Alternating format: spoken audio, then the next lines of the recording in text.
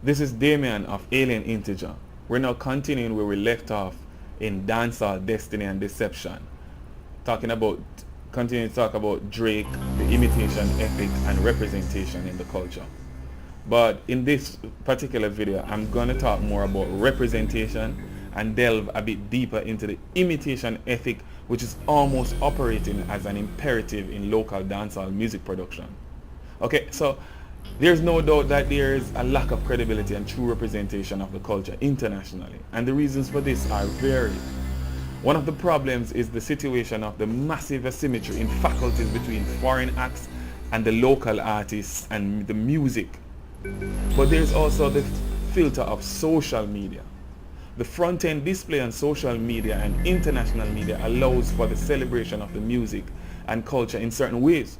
But the deepest and most authentic expressions of dancehall are constrained by the lack of clear channels for local artists, meaning the lack of local artists being on the international stage, successfully on the international stage, in a powerful way on the international stage.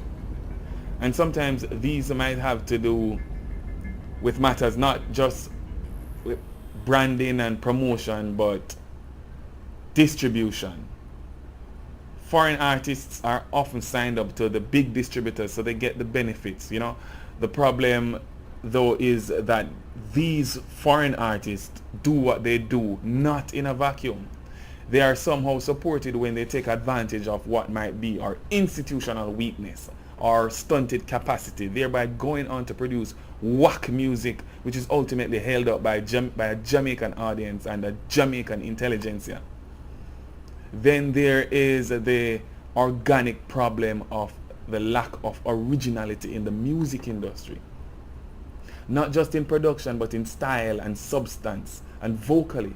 Here I'm talking about prominent dancehall acts copying and trying to duplicate other artists. And there has been radio silence on this matter by some experts. Some of them probably even embrace it. It gets much discussion on social media, but among the professional class of music people, they just gloss over it. It's the way of the world, and we treat it as almost a natural and virtuous condition. That, okay, an artist takes from another artist and takes and takes and takes and on and fails to give that artist credit, just the way Drake had failed to give other local artists credit. This now appears to be a natural, desired, acceptable and promoted order of operations, which is quite sad and unhealthy for the music, for the culture, for the future, and for the pockets of local people. We must always think in terms of the pockets of local people, the wealth of local people, because dancehall is a cultural form. It's an art form, but there's a lot of money, and the money is being lost. It's being created by us, but the consequent revenue is not accruing to us, which is weird. Why would you accept that? If you built a product and somebody else came and take that product and say, hey, I showed the product to some people over there, so I make all the money and you get nothing, or you get a little bit of something, and you continue to build that product, and that process cycles and cycles and cycles, would you be supportive of such an arrangement? No, you wouldn't. So why do we settle for this? Why must Jamaicans always settle? Why must black people always settle? Why must Jamaicans always settle for whatever is done to us, or accept whatever is taken away from us? Why must we accept the likes of Aubrey Drake Columbus? Why do you not recognize Aubrey Columbus? Look, that's him up on the Billboard stage. Him and the Raid Parade. And at what point will we forcefully recognize, chastise, criticize, and exorcise these culture vultures? Now, back to the local situation. This lack of originality, you also see it manifest in some of these local artists, where they copy and duplicate and they take.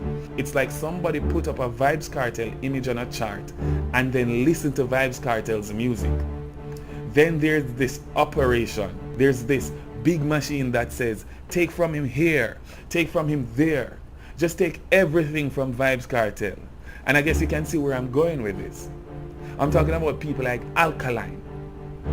Alkaline's copying and ripping off of Vybz Kartel's music and style, and his attempt at replicating Vybz Kartel's image and persona personifies this malaise. Not to mention his mimicry of artists such as Young Thug, Fetty Wap, and possibly other trap music artists. And then you have others along the spectrum that seek to follow Vybz Kartel, such as Savage and Gage. This is a problem because we're experiencing a kind of parasitism which is being done to Vybz Kartel's music. The situation now is almost like a paradigm where it's principally cannibalism and piracy, a copyist culture, an imitation ethic that is being promoted and accepted, and young fans are ultimately accepting this and finding it all right. And I am not sure they should be held responsible because they're not exactly the producers and purveyors of these ideals. Nothing is being done about it by the professional class. These young fans in the main are accountable for their receipts, but you do not take something from somebody and not acknowledge them. This should be a natural code in art or anything in life, that you don't take from other people just like that. But apparently many people don't have a problem with it, and it's gonna hurt us. It's gonna continue to hurt us. So foreign artists are taking from us, and we have a group of artists copying foreign artists, which is weird and ridiculous. I call them the shadow trappers because they are shadowing the trap artists in addition to Hollywood style shadowing of crime bosses. You might even notice the mimicking of the very style and lyrics of these foreign artists.